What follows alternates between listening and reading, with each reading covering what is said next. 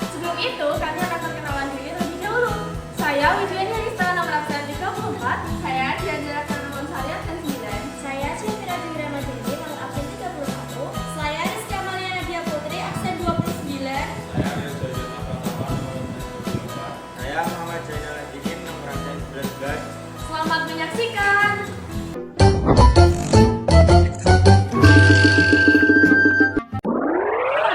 Halo guys, yuk kita cari target. Siswa-siswi SMA 1 Blora mengetahui tentang sejarah Presiden Indonesia kita yang keempat. Yuk, mari kita simak. Halo kakak, lagi ngapain nih?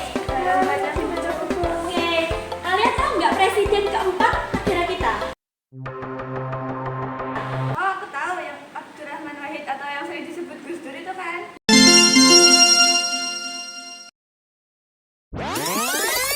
Abdurrahman Wahid.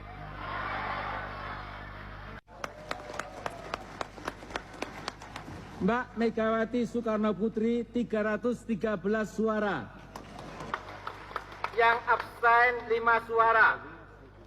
Dengan demikian, Presiden Republik Indonesia masa bakti 1999 sampai 2004 ada yang terhormat Saudara Abdurrahman Wahid. Allahu Akbar. Kalau tentang sejarahnya bisa menyebutkan? Kalau setahuku, Gus Dur itu merupakan putra dari pendiri NU, Nahdlatul Ulama, yaitu Kiai Haji Wahid Hasyim. Selain putra dari seorang pendiri dari NU, Gus Dur ini itu juga merupakan seseorang yang lulus di Universitas luar negeri, yaitu Universitas Al-Azhar yang ada di Mesir. Kalau beliau menguasai banyak bahasa atau disebut sebagai seorang polyglot. Oh my gosh! Dia menguasai bahasa Arab, bahasa Inggris, bahasa Jerman, bahasa Belanda, dan juga bahasa Prancis. Bapak Gus Dur ini itu merupakan satu-satunya presiden Republik Indonesia yang memiliki gelar doktor yang terbanyak. Dan bahkan gelar doktor ini itu diperoleh bukan dari Universitas luar negeri, tapi dari Universitas luar negeri. Nah, dengan banyaknya gelar doktor ini yang saya tahu itu bahkan hampir mencapai 10 lebih, tidak membuat Gus Dur ingin memamerkan maupun sombong kepada masyarakat. Nah, hal ini dibuktikan oleh pada foto presidennya itu tidak tertulis 10 gelar doktornya itu, namun hanya tertulis Kiai Haji Abdurrahman Wahid. Sungguh mulia sekali. Tepuk tangan buat seorang Gus Dur ya kak ya. Terima kasih ya kak atas partisipasinya. Aku mau menambahkan nih tentang latar belakang Gus Dur menjadi presiden. Yang pertama yaitu keterlibatan dalam NU atau Nahdlatul Ulama. Yang kedua, peran sebagai kritikus otoriter. Gus Dur memiliki reputasi sebagai kritikus tajam terhadap kebijakan Soeharto dan Orde Baru.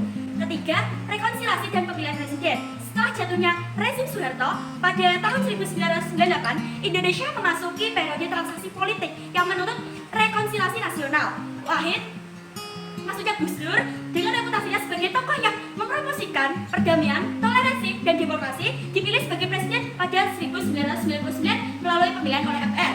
Keempat yaitu masa pemerintahan dan pemakzulan.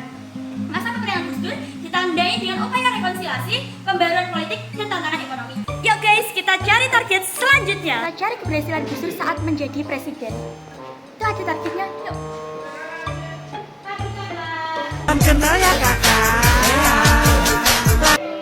Apakah kakak tahu tentang keberhasilan Gus Dur saat menjadi presiden?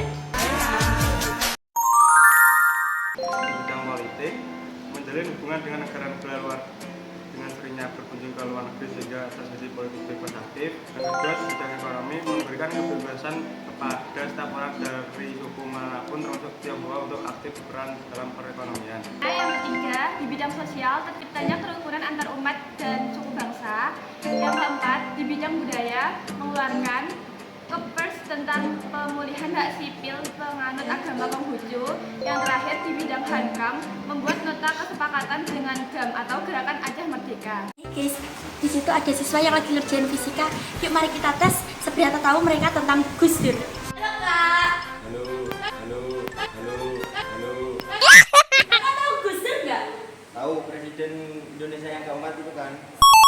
Dan kegagalan saat Gus Dur menjabat menjadi presiden. Kegagalan di bidang politik sering melontarkan pernyataan-pernyataan yang kontroversi. Kegagalan di bidang ekonomi karena sering melakukan perjalanan ke luar negeri, maka membebankan APBN. Di bidang sosial, meningkatkan angka pengangguran. Di bidang budaya, terjadi kerusuhan antar etnis yang terus-menerus seperti di Maluku.